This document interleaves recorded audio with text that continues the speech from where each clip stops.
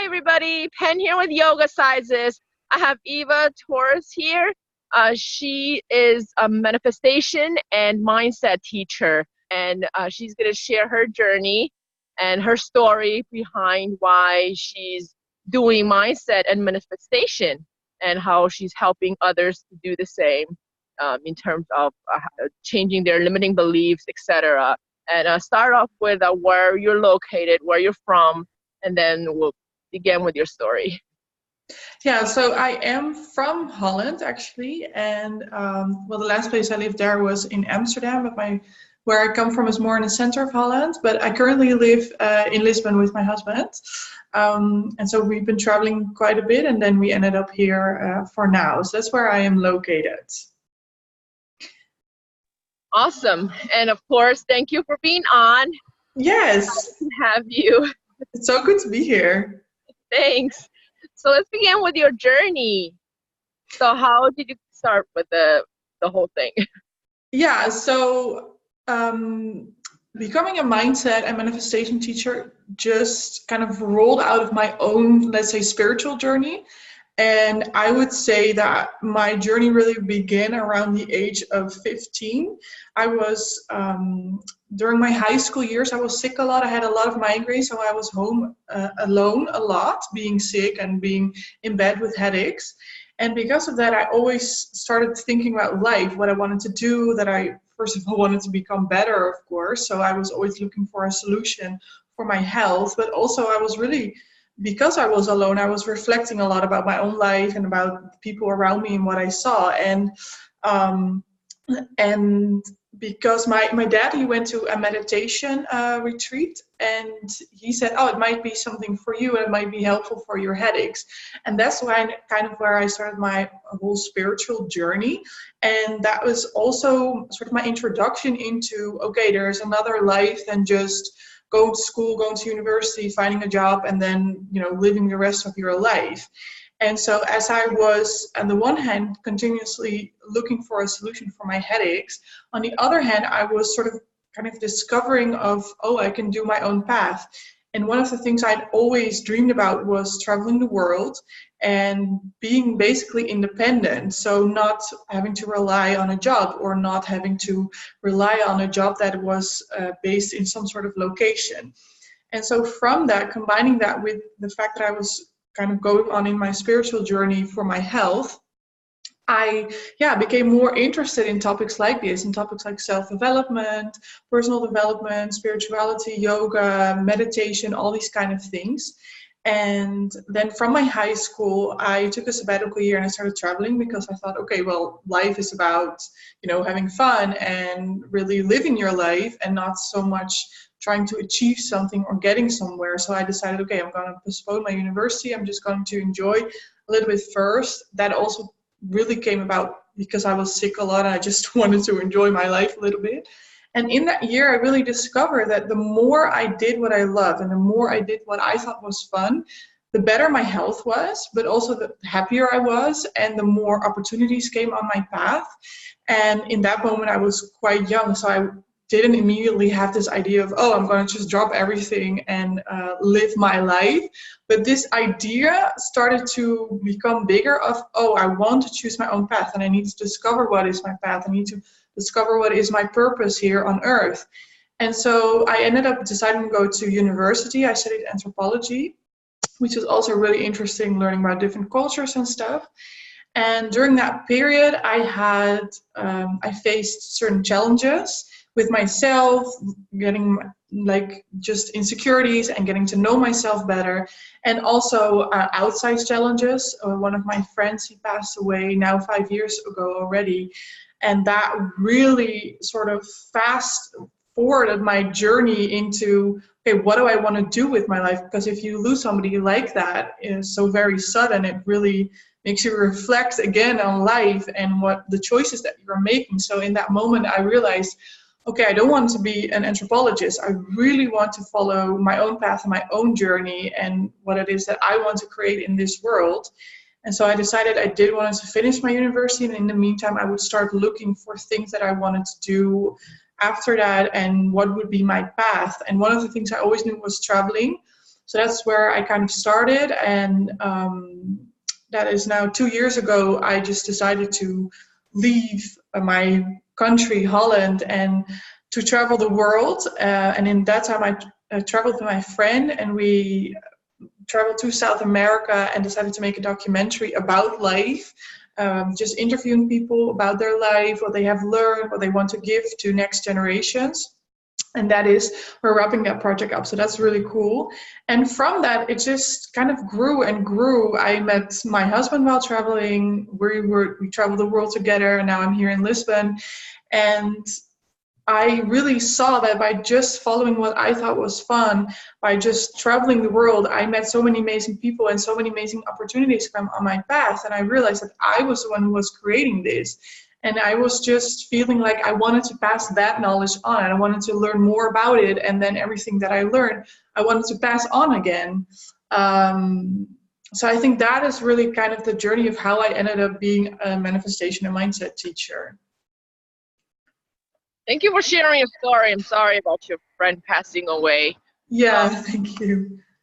But the traveling is amazing. So glad that you got to do that and still doing that to you enjoy and then help others along their journey in terms of their struggles to reach what they're wanting to reach to, and then taking care of the mindset part.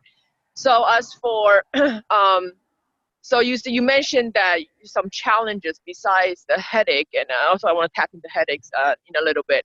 But my first question is, in terms of the challenges, what are some of the specific examples of the challenges that you experienced or you've seen others experience or shared? So one of the things that I really had in that period was just me struggling with myself a lot. I had no idea of who I was, what I stood behind, what were my principles, I didn't know what I believed in.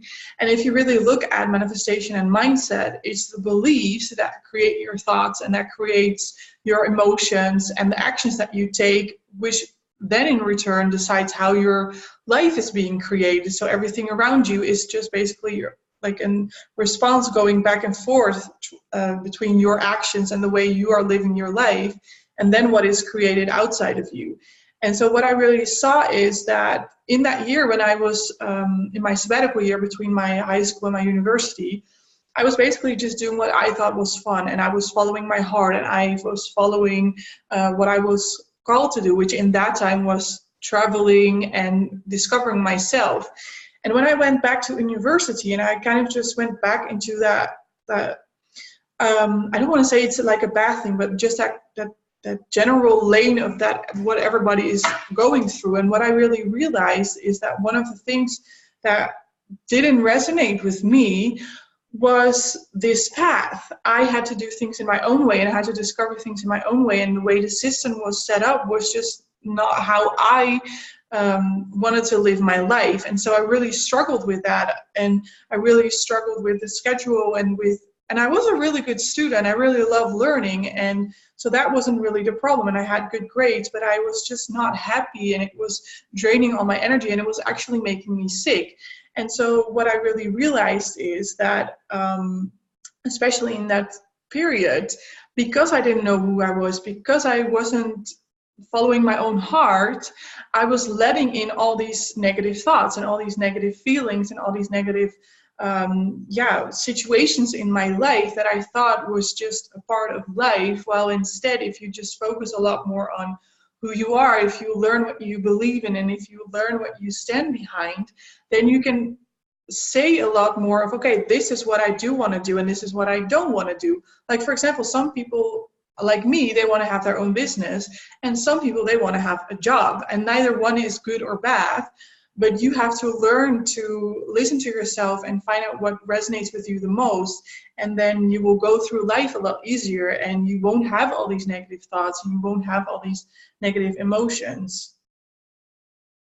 All right. So along your journey, you ended up just changing that from not being clear on what you want and where you want to be, where you are in life and scheduling and stuff like that, to where you are now. I'm sure you have clarity and you're able to, you know what you're destined to do. So from there to hear what are some of the specific steps that you took to get here, like some of the mindset things that you're doing, that to like exercises or yeah. Yeah, no, I understand. I understand the question. So one of the things that is the most important in general in life, and I think that's also like the message that I'm sharing here right now, is to always follow your heart and always follow what you feel is good for your life. And I don't mean by that then just sitting on the couch all day and watching Netflix, but really listen to that voice inside of yourself that's calling you to do something. In my case, at that time, it was traveling and discovering the world. And through that, I was discovering myself. And through that, I discovered what is part of my purpose, which is now the business that I'm doing and the people that I'm helping. And so really trusting that that voice and those desires and dreams that you have, that they are installed inside of you because they are guiding you along your path. It's not that in that time, for example, for me, it was traveling, and it was not that my whole life was going to be about travel and that was the only thing that I was going to do, but it was just one step that I had to take, and therefore it was a dream and a desire inside of myself. And once I took it, that would bring me to, to meeting my husband, in which I will one day, create a family together, and meeting people who I am now helping with my business, and just discovering that this is a business that I want to do. All of that came from me taking that step of listening to that dream and listening to that desire and letting go of, okay, I don't know how I'm going to earn money and I don't know how am I going to design my life, but this is what I'm called to do, so I'm going to do that. And for somebody else, that can be completely different. That can be, just having a business in a whole entire other area, or it might be some sort of hobby that you want to do and learn more about. But as long as you keep listening to that, you will get to where you need to go so you can do what you need to do in this life. And one other thing that I think is really important for you to be able to do that, you need to learn to listen to that voice, and you need to learn the difference between, okay, what is my fear and what is my, like say my courage, like what are my dreams, and like this is where I want to go. And really learning that difference between, okay, this is what I'm doing right now because my mom once told me. So that programming that is installed by us, by our culture, by our school, by our parents, just the environment that you're living in as a child, and really learning that difference of, okay, this is what I'm called to do, this is my intuition, and this is my programming. Sometimes programming can be very helpful, so it's not that you have to like delete everything or something, but you have to learn to distinguish that voice from your programming. So those two things are, I think, really important.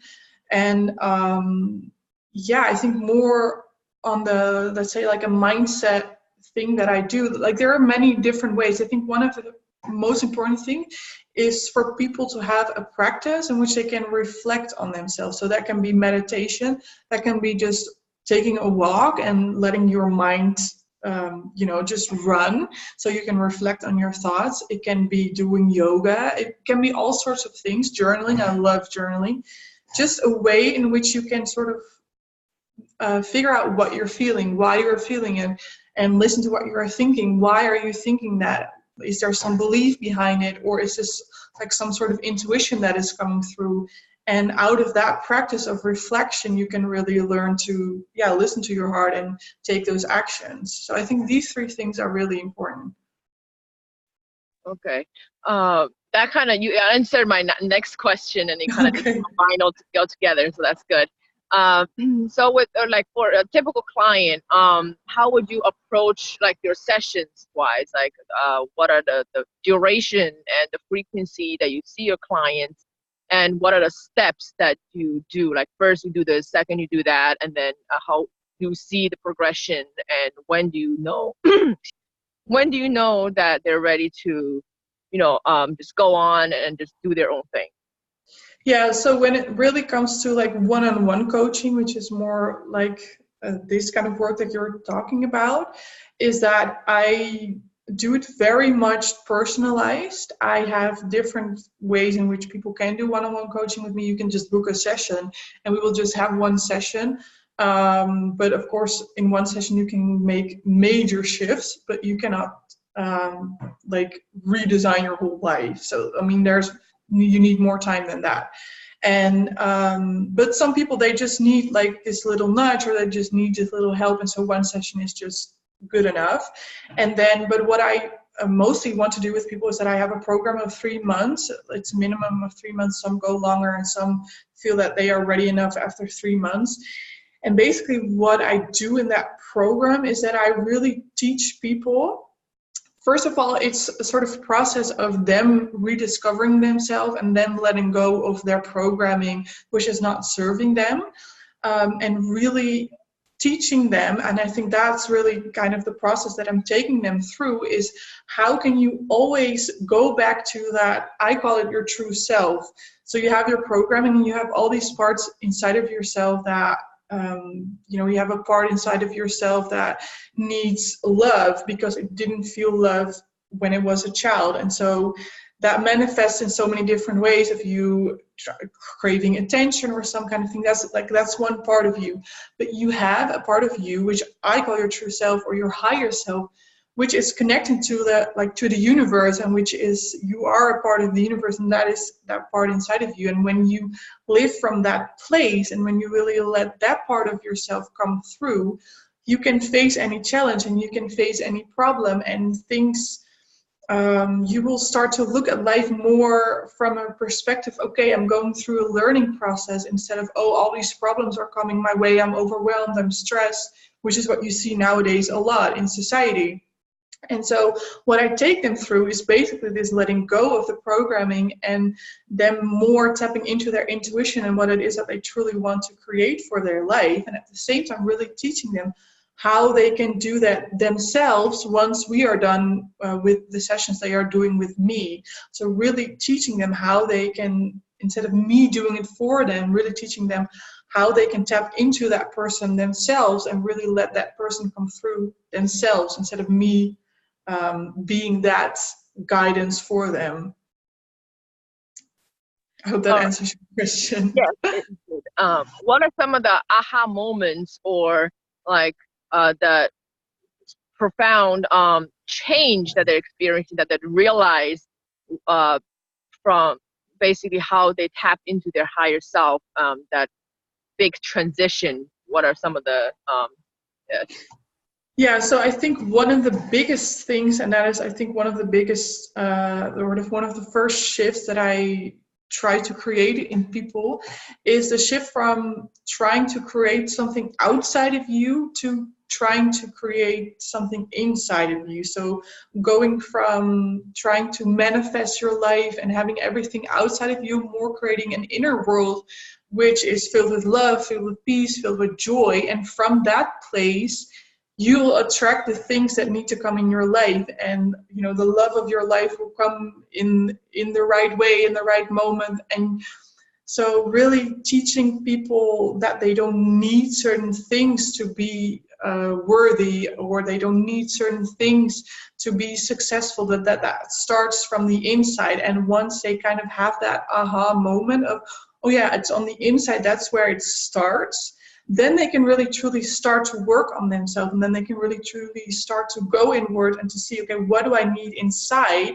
And then also letting go of that control of wanting to have things outside of them. And then they will also learn that slowly things will just come into their life, like out of the blue, and they will attract certain things in their life that they couldn't imagine themselves. Whereas before, they wanted to, they kind of hold on to that, okay, this is what I want to create. And once they make that shift inwards, it becomes more, okay, I'm constantly working on my inner world, and from that, the rest just comes on its own. Okay. What if they're not, maybe at a subconscious level, they're not ready to do it, even though they want to, like something's stopping them? And how do you, what if they're so comfortable in what they're doing, but they know they need to change? Well, I think a person like that, I think by the time, for example, when you get to me and you actually hire me as your coach in a one-on-one, or if you do one of my programs or one of my courses, I think taking that step of actually hiring someone or actually doing a course is actually that shift between, okay, I'm comfortable and I know I need change, towards, okay, I'm going to actually make change in my life. So I think that shift is already kind of starts before they actually start working with me. And so I have, different ways in which I reach my people. I have like a weekly love letter that I send to them. I have YouTube videos. I do Instagram posts, like all of these things. And I think it's in those moments that people kind of, when something resonates with them or something touches them, I think that's kind of where that starts to stir, and that they're sort of starting to already reflect on their life, and that they're already starting to think of, okay, something needs to change. I'm living my life like this. I'm very comfortable, but I want more. I know that there's more. I know that this is not everything there is in their life. And that moment when they decide to act on that, and when they decide to act on that feeling, that's already the shift that you're making from, okay, I'm going out of my comfort zone. I'm going to create change. And when it is something that in one of the coaching sessions, when they sort of kind of hit a wall, they're kind of get a little bit stuck in a certain thought pattern or a certain programming that's running them, usually what I just do is I really ask certain questions to see what is beneath that. So what is kind of a belief system that is beneath that. For example, if somebody wants to have their own business and they just, every time they want to do something to create that and they don't do it, so what is stopping them from doing that? We really start looking at, okay, so what are the emotions behind that? What are the thoughts behind it? And then therefore, what is the belief system behind it? Sometimes there's some trauma behind it. Sometimes there's just some sort of programming of their mom or dad constantly saying, oh, if you will have your own business, you will always fail, or something like that, or success is bad, or those kind of programming that in that moment kind of runs them, instead of their higher self creating what it is that they want to create. That's so true. I can totally relate. But eventually, it doesn't matter what other people say, the external factors, but you deep down, you really know what you want. So you're going to find ways just to get there. Yeah. Yeah, and that's so funny that you say that, because that's also what I see a lot in their work. So a lot of, or in my work, is that a lot of people, they come to me and they think that I am going to give them something. The only thing that I'm doing is basically transferring my energy into their energy, so it starts stirring in them, so that they start to uncover their own truths about what they want in life and what they want to create in life. They start to uncover it themselves. And in the beginning, I'm there to guide them, and I'm helping them to take down all these layers. And in the end, they can do it themselves. But there is this one moment when they realize, oh, actually what you're saying is not new information. It's resonating because that wisdom is already inside of me, and you're just helping me to get it outside of myself. That's really cool. Yeah. And especially like somebody like you to get them that extra reminder. Yeah. And then it triggers them to, okay, you're right, I've noticed that, but I never really noticed it. You know what I mean? Yeah. Let me backtrack to the headache part, because I know that's really common, and there could be so many causes. It could be the food, it could be the environment, the air, the chemicals, the chemtrails that there's is happening, and it could be just stress, and there's like tons of different causes of headaches. So how did you deal with your headache? What are some of the things? I know you mentioned meditation, yoga, but what are the specific techniques that you use to help you with that? So what I've noticed is that for my body, my how do you say that in English? Like my like if like what you say, if I'm stressed, like some people get pain in their back, or I don't know, some people they get sick and their throat gets sick. And for me, it's my headache. So I have all these kind of different headaches. In that specific time that I was speaking about earlier, looking back, I think some of it was created by trauma from my childhood. So not dealing with certain things, which then caused me to manifest that physically in this sort of release of tension in my head as a headache. And on the other hand, it was really me not living like living my path, living my life, but really just being so stuck in what I think that other people want from me and what I think that society, what kind of life I should live. And so all of these things not living authentically like me. And so the moment I started doing that more, and so the moment I started following my heart and started following my passion, doing what I love, a lot of those headache problems went away. And so nowadays I can still have a headache because it's like my pain point. It's like one of the first things where my negative things come out physically. And so what I do right now really is, okay, I really just track back of, okay, when did I feel this sort of like negative energy coming up? Because it just starts a lot earlier before I even have the headache. And so I start tracking back, okay, where did I go from being on my own path to, I don't know, listening to some sort of voice inside of myself that says, oh, I'm not good enough, or I should be more like them, or I should do it more like this.